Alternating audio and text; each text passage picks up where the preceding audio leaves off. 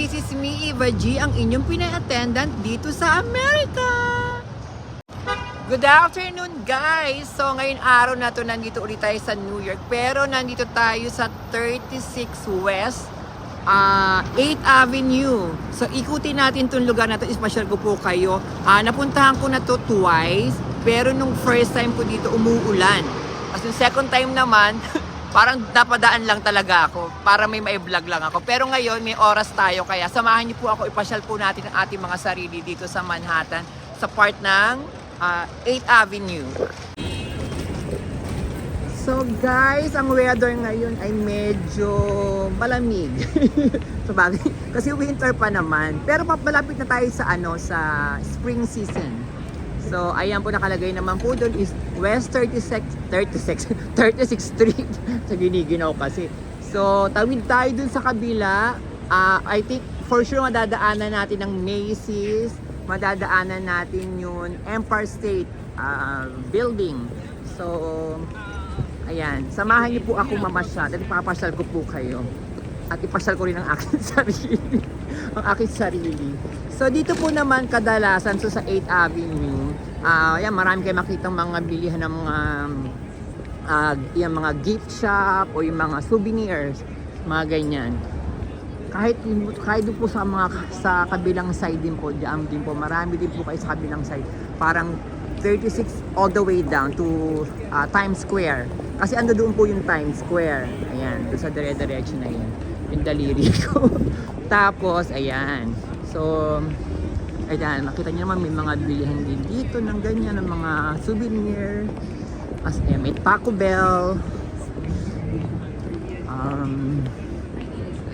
May Starbucks din dito.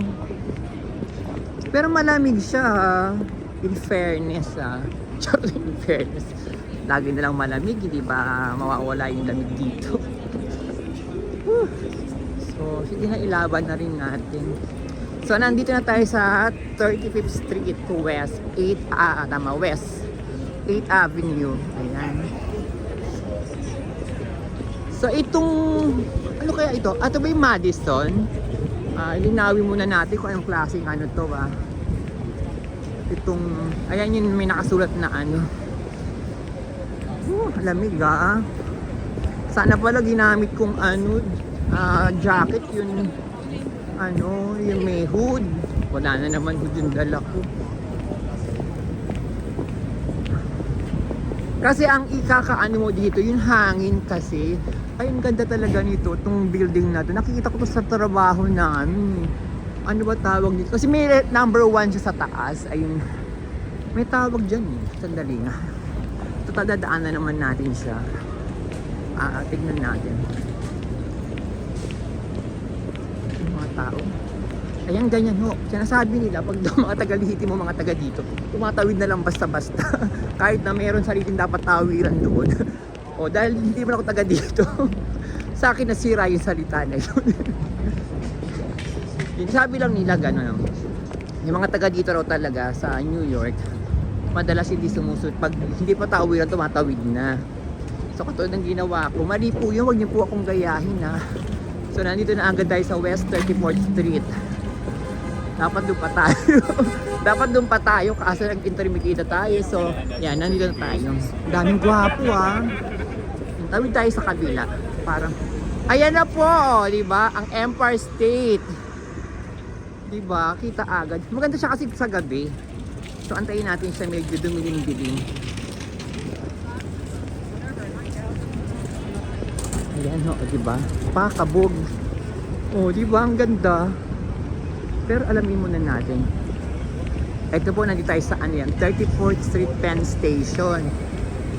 So, tingnan natin kung ano tawag dun sa na yun. Sa arena ba yan? Or Coliseum? Ano ba tawag dyan? Tingnan ko nga kung ano ba tawag dyan. Ayan pala, ito yung famous na Madison Square Garden. Ayan, yung mga pinagko-concertan din po yan.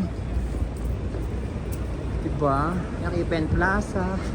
So, ikot na tayo sa kabila. Balik na tayo dito sa way na to. So, ayan po, nakita nyo ang Penn Station. Ayan, ACE. Kasi yung mga train sa baba, may mga letters siya. May number din yata. Tama ba? Tama. Ay, ito, Avenida. Aba, nasa Pilipinas tayo. Ah.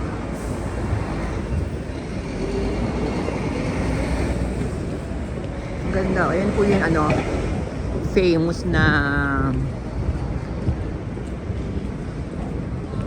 tower. So, ngayon kasi, at least wala siyang yelo, o diba? Natanggal na yung mga snow. Kaya medyo masarap maglakad. Kaso ang problema lang is, kung nakita niyo yung mga tao, kasi nga, yung hangin niya malamig. Diba? Pero kung hindi siya hangin, okay lang na maglakad ka. Katulad ng iba, diba, nakaganyan lang sila, diba? Hindi na balot na balot. So kaya kaya pwede na. Kaso katulad ko, mahina ang katawan ko sa lamig. Yun, intolerance ba tawag doon sa lamig, hindi ko carry masyado. Yan, sa Cagayan meron na uli ng mga may mga tables and chairs na sa labas. Kasi siyempre pag nag-snow tinatanggal sila kasi wala rin. Pero ngayon, ayan.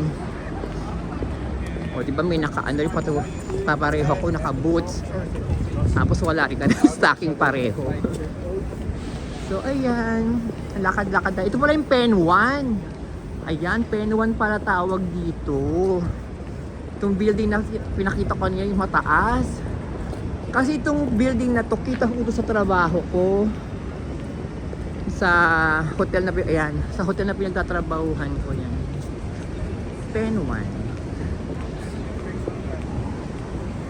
Kaya sabi ko kaya nakita ko siya, sabi ko nakita ko to lagi So ikutin lang natin to, tapos daan tayo ng Macy's, yung mga daan tayo sa kung saan lang din po, since maganda yung weather ngayon. Maganda na to para sa amin dito ngayon kasi di ba nung mga nakaraan nag snowstorm ilang beses, diba? Tapos ngayon nakita nyo yung pinakalapag, wala ng snow. So nakakatuwa kayo yung mga tao, masaya na uli sila. Ang gwapo naman nung nag-gym. Diba?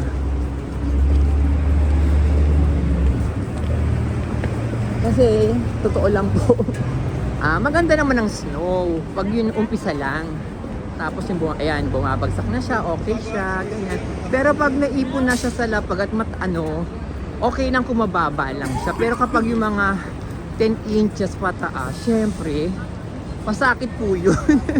Po yun, hindi hubongga. Ang cute naman talaga dito sa area na to.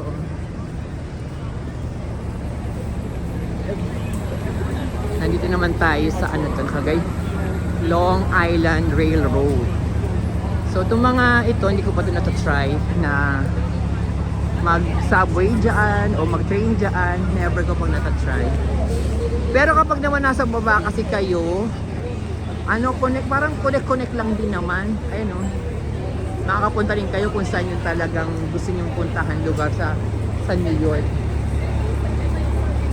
Ayan, nandito na tayo saan na ba? Nandito na tayo saan?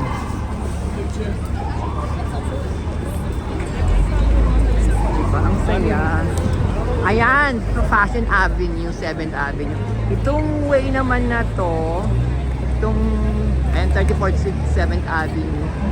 Itong 7th Avenue, dito naman ako nagtatrabaho. Pero hindi dito sa 30th floor. Sa 40th ako. 40th o 42nd Street po ako.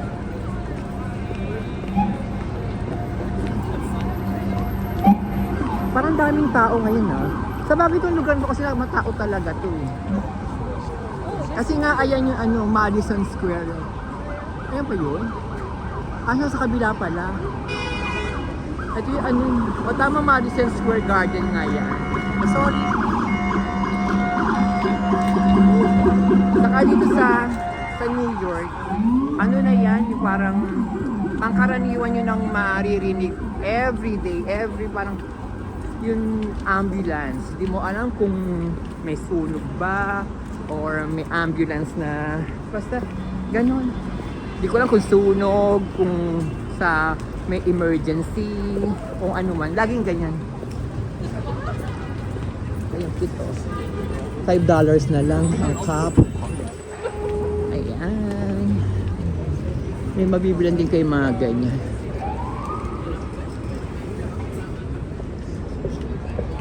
Victoria's Secret wala ito.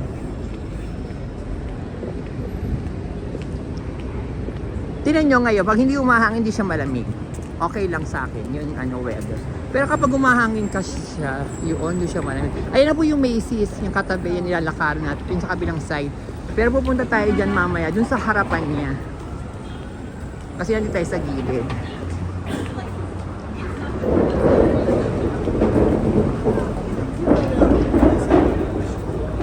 Sabagay nga pala, ano na ngayon magsi 6 o'clock na yata, kaya labasan na rin ng mga ibang katrabaho.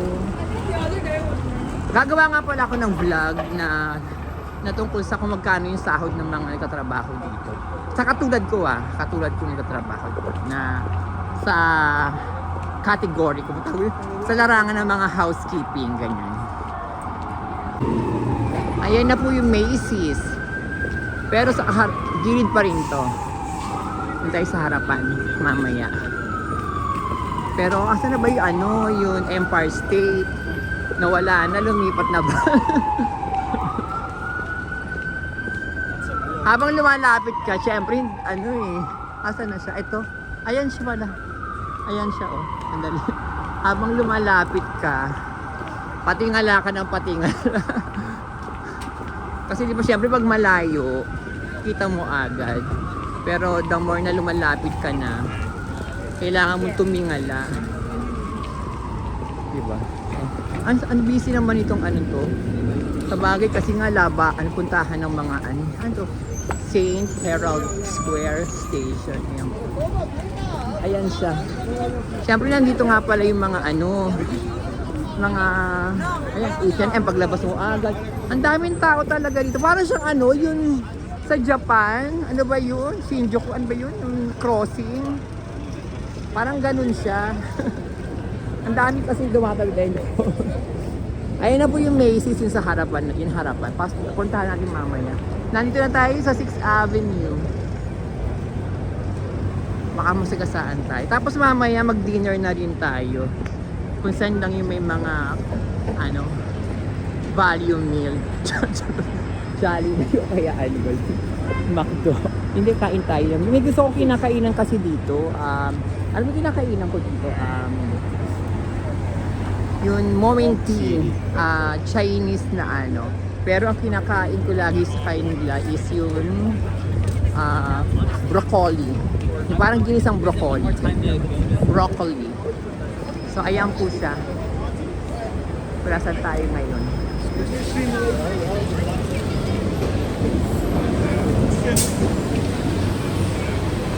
Busy talaga itong lugar na to. Nung nag-vlog ako dito na umuulan, ang tsaka syempre umuulan, di ba? Kasi may mga tao naman, pero hindi katulad ng ganito, maganda. Lalo nung di ba, nung magpasko. Kasi hindi ko ito napuntahan tong way na to, tong part na to. Doon lang ako nagpunta sa Macy's lang.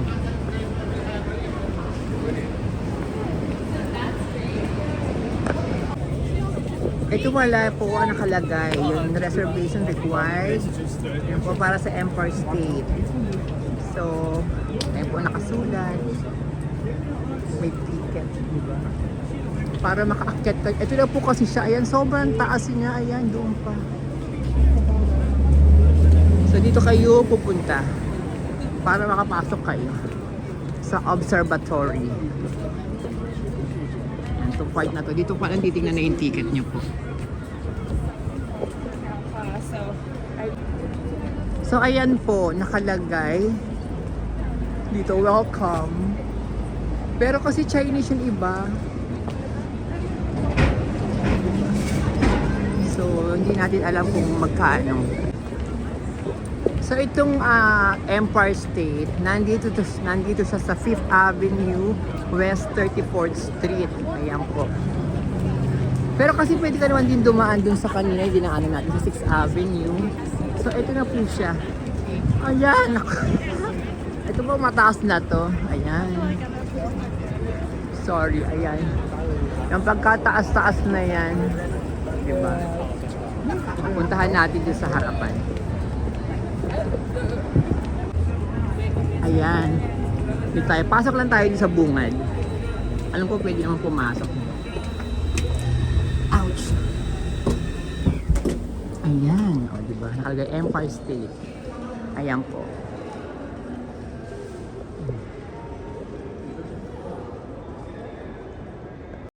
Ayan guys, ito po yung Empire State. Nakapasok naman tayo. Kaso hanggang dyan lang tayo dun sa pinagpicturean ko kanina. Kasi di ba kailangan ng ticket doon sa kabila ka yung entrance niya doon sa dinaanan natin kanina. So, halika maglakad-lakad lang tayo. At ngayon na pupunta na tayo sa ano ba yun? Macy's.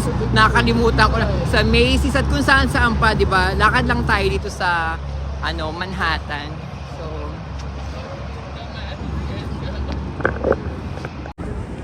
ayan na ang Hator. Sinalubong na ako. Charot.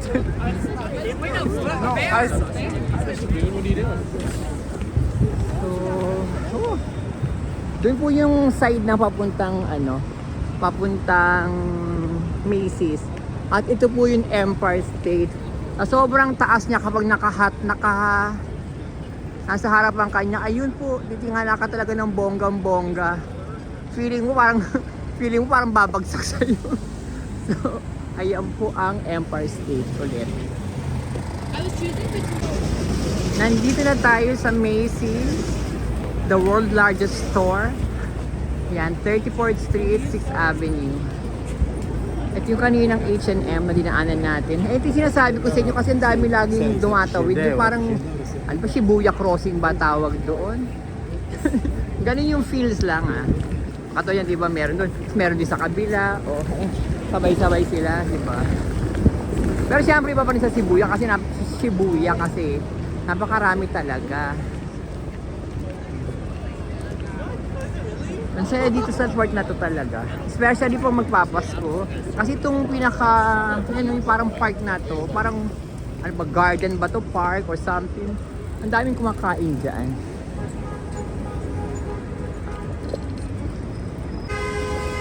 So, punta tayo dito. Saka yan, tingnan nyo po, di ba? May mga tables and chairs na uli sa labas. Kasi di ba kapag meron ganyan, pwede ka mag-charge charging station. Yan, di ba? Kasi di ba kapag nag-snow ay ang ganyan tatakpan siya kasi nga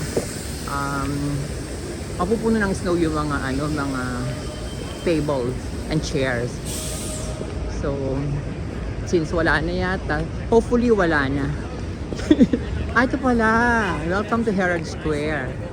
Pala ito. Use one chair per person. Yes. So many resources are word. So, yun po. Kaya pwede kang bumili ka doon ng food, tapos dito ka kumain, pwede rin dito.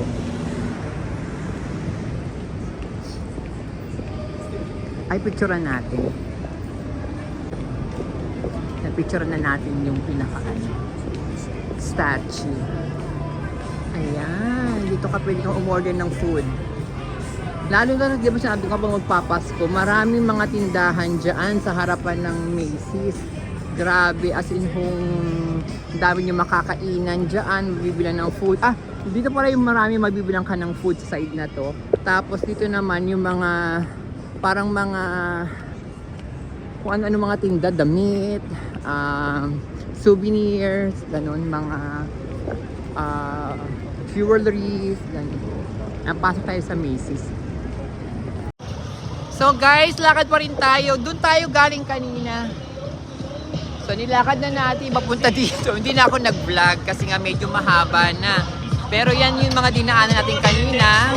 Tapos nandito tayo ngayon sa Broadway, West 40th Street. Ayan. Nandito tayo sa Broadway. So kahabaan na to. Sa bagay ito rin naman to, Broadway din naman siya. Ayan.